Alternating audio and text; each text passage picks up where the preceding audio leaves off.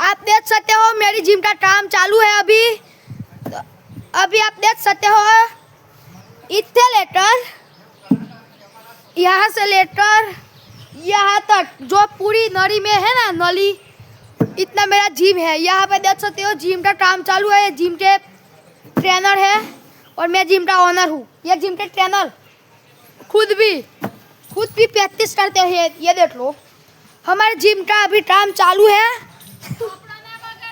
और महीने की 1500 फी है गाइस। और देख लो ये मेरा कार्ड है, इसमें जिम नंबर भी है और जिम का नाम भी है और ओनर का मालिक का भी नाम है। ओके गाइस, तो आपको अगर जिम करनी है तो मेरे जिम पे आकर आ सकते हो। जिम का नाम है द टाइगर जिम। ये देख लो ये ट्रेनर है, जो भी जिम करने आते हो उनकी बॉडी आप देख सकते हो। तुम्हारी मसल्स बताना देख लो, ये जिम के वर्कर्स है, देख सकते हो आप लोग। ये देखो जिम के वर्कर्स की बॉडी है। Okay bye bye.